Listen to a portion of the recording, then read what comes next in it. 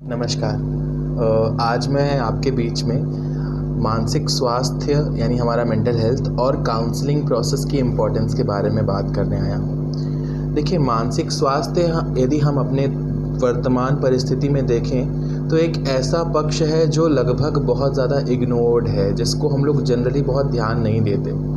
मानसिक स्वास्थ्य का हमारे शारीरिक स्वास्थ्य से सीधा सीधा संबंध है। यदि हम ये समझने की कोशिश करें कि कुछ दिन आपका मन अच्छा नहीं रहता है तो आपको धीरे धीरे शरीर में भी भारीपन और उससे जुड़ी कुछ समस्याएं महसूस होने लगती हैं, और कभी कभी शरीर में कुछ समस्याएं महसूस हो रही होती हैं और वो धीरे धीरे हमारे मन को प्रभावित करने लगती हैं और फिर हमें मन अच्छा नहीं रहता और ये प्रोसेस एक दूसरे से मिलजुल करके चलने लगती है। वर्तमान समय में मानसिक स्वास्थ्य को लेकर के लोग बहुत ज़्यादा स्टिग्मा और ऐसी चीज़ों से बाहर निकले हैं, लेकिन फिर भी ये चीज़ें समाज में अभी भी व्याप्त हैं। जैसे काउंसलिंग के लिए ना जाना, किसी मेंटल हेल्थ प्रॉब्लम के लिए हेल्प ना लेना। जैसे मैं एक एग्ज़ाम्पल दूं, यदि किसी को पेट दर्द हो रहा है तो वो पुदीन हरा लेता है, यदि दर्द बढ़ा तो किसी जनरल फिजिशियन से डिस्कस करता है, और दर्द बढ़ा, सीवियरिटी यदि बढ़ी तो फिर किसी एक्सपर्ट के पास जाता है जो एब्डोमिनल रीजन का, गैस्ट्राइटिस का एक्सपर्ट हो। उसके अलावा यदि हम किसी बुखार की, किसी और बीमारी की बात करें तो जैसे जैसे सीवियरिटी बढ़ती जाती है हम लोग एक्सपर्ट्स के पास जाते हैं और अपनी बातें करते हैं। लेकिन यदि मैं मानसिक स्वास्थ्य की बात करूं कि कुछ दिन से मन अच्छा नहीं रह रहा है, बहुत घबराहट, बेचैनी होती है, कुछ अच्छा नहीं लगता है, लोगों की छोटी छोटी बातें बुरी लग जाती हैं, हर छोटी छोटी बात पे गुस्सा आने लगता है, समझ नहीं आता अपने दिल की बात किससे शेयर करें, किसी को बताते हैं तो लोग हमारी बात का कुछ और मतलब निकालते हैं और हम बहुत ज़्यादा परेशान हो जाते हैं और न जाने क्या क्या। यदि इस लंबी लिस्ट की बात करें तो शायद ये ऐसी समस्याएं हैं जिसके लिए हम सिर्फ पुदीन हरा जैसा ही समाधान खोजते हैं। यानी कभी कोई रिश्तेदार मिल गया तो उससे अपने दिल की बात शेयर कर लिया और मन हल्का कर लिया, थोड़ी सी अपनी बात कह ली, थोड़ा सा सामने वाले को कुछ बता दिया, थोड़ा पूजा पाठ कर लिया और हम लोग इसके ऊपर एक टेम्परेरी रिलीफ करने की कोशिश करते हैं। देखिए, मानसिक स्वास्थ्य एक ऐसा पक्ष है जो यदि प्रभावित होता है तो हमारे पूरे जीवन को प्रभावित करता है। फिर आप शारीरिक रूप से भी अच्छा फील नहीं करेंगे, मानसिक रूप से अच्छा फील कर ही नहीं रहे हैं, सामाजिक रूप से भी आपको खराब लगेगा, कोई दिक्कत परेशानी होगी, और आध्यात्मिक दृष्टिकोण तो अभी हम बात ना ही करें तो बेहतर होगा। तो मानसिक स्वास्थ्य को इग्नोर करने की ज़रूरत नहीं है और इस बात को हमें एक्सेप्ट करने और समझने की ज़रूरत है कि यदि मेरे शरीर में कोई समस्या होती है तो वो तो दिख जाएगी और उसका इलाज हो जाएगा, लेकिन यदि मेरे मन की समस्या है, जो मन मुझे विजिबल नहीं है और वो मुझे परेशान कर रहा है, तो हमें किसी मेंटल हेल्थ एक्सपर्ट से बात करने की ज़रूरत है। एक यहाँ पे मैं मिथ तोड़ना चाहूँगा। देखिए, साइकाइट्रिस्ट और साइकोलॉजिस्ट दो अलग अलग लोग होते हैं। साइकाइट्रिस्ट वो होते हैं जो आपकी प्रॉब्लम्स की सीवियरिटी के हिसाब से, जब आपकी प्रॉब्लम इस हद तक पहुंच जाए कि वो आपके जीवन को बहुत बड़े स्तर पर प्रभावित करने लगे तो वो आपको दवा इत्यादि दे करके सेटल करते हैं। साइकोलॉजिस्ट वो होते हैं जो आपकी प्रॉब्लम को बेसिक लेवल पे रूट कॉज समझकर उससे आपके व्यवहार में परिवर्तन किस तरीके से किया जाए, आपकी जीवनचर्या में क्या परिवर्तन किया जाए, कैसे आप उसको बैलेंस करें, आपकी परसेप्शन, आपकी देखने के तरीके,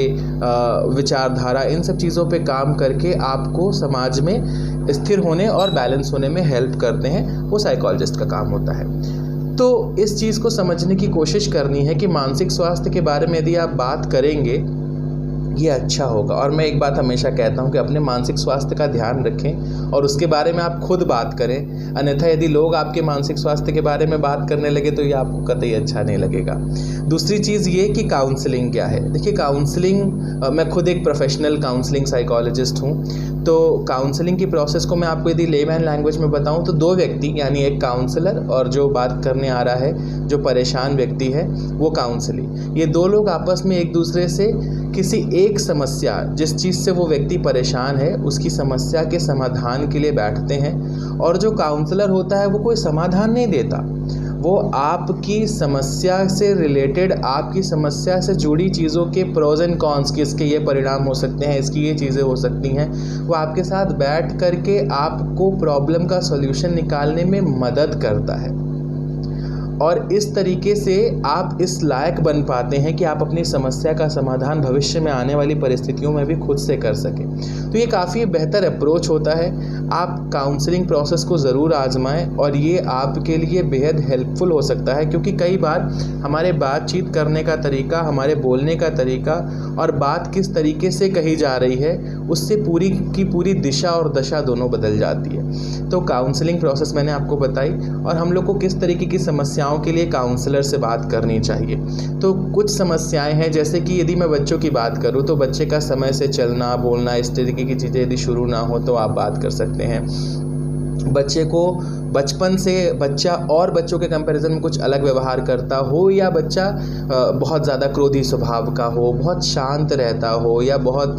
तोड़ फोड़ करता हो, इस प्रकार की परिस्थिति का बच्चा हो तो भी आप काउंसलर के पास एक बार मिला सकते हैं। दूसरी चीज़ कि आपको एज अ पेरेंट नहीं समझ में आता कि हम क्या करें, इसको किस तरीके से हैंडल करें, क्या परिस्थितियाँ हैं जिसकी वजह से ऐसा व्यवहार हो रहा है, उस परिस्थिति में गाइडेंस लेने के लिए आप पेरेंटल काउंसलिंग भी करा सकते हैं। जनरली जब बच्चे थोड़े बड़े हो रहे होते हैं, एडोलेसेंट एज में होते हैं, रिलेशनशिप के कंसर्न्स आते हैं, बच्चे कभी कभी कुछ सुसाइडल बिहेवियर के साइन सिम्टम्स देते हैं, हेल्पलेस फील करते हैं, होपलेसनेस की बात करते हैं, उनको ये लगता है घर परिवार में कोई हमारी इज्जत पर इत्यादि नहीं है। इस तरीके की समस्या हो तो आप एडोलेसेंस काउंसलिंग के लिए भी काउंसलर से बात करा सकते हैं। यदि आपके अपने पत्नी या पति के साथ निजी संबंधों में यदि व्यक्तिगत ज़िंदगी की बात करें तो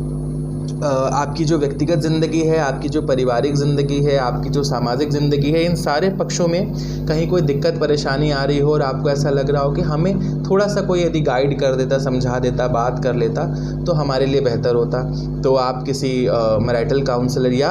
आप काउंसलिंग साइकोलॉजिस्ट की हेल्प ले सकते हैं। आपको उम्र के साथ अकेलापन फील हो रहा है, बुढ़ापा बहुत पास आ गया है, समझ नहीं आता ज़िंदगी में कुछ किया, कुछ नहीं किया, बहुत कुछ किया, हर प्रकार की स्थिति में कहीं ना कहीं कुछ न कुछ असंतुष्टि बनी रह रही है,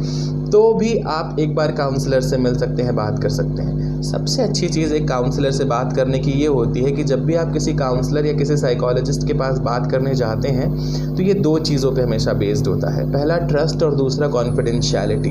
यानी आप उस व्यक्ति पर बिल्कुल आंख बंद करके भरोसा कर सकते हैं, और दूसरी चीज़ कि आपकी कही हुई बात वो व्यक्ति सिर्फ़ और सिर्फ अपने तक रखता है। मेरे जितने भी क्लाइंट हैं, जो भी लोग आते हैं, चाहे वो मेरे अपने रिलेशन के हों, चाहे मेरे किसी रिलेटिव के दूर के जान पहचान के हों, चाहे वो मुझे कोई अननोन पर्सन वेबसाइट के थ्रू कॉन्टैक्ट करें, चाहे कहीं से उनको मेरा नंबर मिला है, दे कॉन्टैक्टेड मुझे किसी सोर्सेज के थ्रू जाना, ये किसी भी व्यक्ति का कोई भी रिकमेंडेशन यदि कभी मेरे पास आता है तो जो व्यक्ति रिकमेंड करता है या जिसके थ्रू वो आता है या जो आता है, जैसा भी संबंध है, वो बातें हमेशा हमेशा गुप्त रहती हैं। कोई भी काउंसलर 3 परिस्थिति में अपनी जो गोपनीय बातें हैं उसको किसी के सामने प्रकट करता है, और वो 3 परिस्थितियां हैं यदि आप अपने जीवन को ख़त्म करने के बारे में सोच रहे हैं और कुछ ऐसे तैयारी कर रहे हैं जिससे आपका जीवन नष्ट हो सकता है, तो सेल्फ हार्म। दूसरी परिस्थिति है जब आपके अंदर कोई ऐसी प्लानिंग चल रही है जिससे आप किसी और को हार्म करना चाहते हैं, और तीसरी परिस्थिति है जब कोई और प्लान कर रहा हो आपके जीवन को हार्म करने की, क्योंकि जीवन नहीं रहेगा तो हम गोपनीयता किस बात की बना करके रखेंगे। तो ये 3 परिस्थितियों को छोड़ करके कभी भी कोई मनोवैज्ञानिक परामर्शदाता अपनी आपकी चीज़ें, आपसे डिस्कस की हुई बातें किसी से शेयर नहीं करता। तो आप प्रयास करें कि जिस प्रकार से आप अपने शरीर की छोटी सी समस्या के लिए दर्द से निजात पाने के लिए दवाई का इस्तेमाल करते हैं, उसी तरीके से आप एक बार काउंसलिंग प्रोसेस को आजमाएं, किसी काउंसलिंग साइकोलॉजिस्ट से बात करें। आप मुझसे भी कांटेक्ट कर सकते हैं और मेरा कांटेक्ट नंबर है 7355328710। मेरी सर्विसेज भी अवेलेबल है और आप मेरा भी सहयोग ले सकते हैं, चाहे फैमिली काउंसलिंग हो, पर्सनल काउंसलिंग हो, इंडिविजुअल लेवल पे प्रॉब्लम आ रही हो, ग्रुप लेवल पे कोई दिक्कत आ रही हो, बच्चों की समस्या हो, बुढ़ापे की कोई समस्या हो, किसी भी परिस्थिति में जहाँ भी आपको ऐसा महसूस हो रहा है कि आपको किसी एक्सपर्ट एडवाइस की ज़रूरत है, तो आप बेझिझक मुझे कांटेक्ट कर सकते हैं, मुझसे बात कर सकते हैं।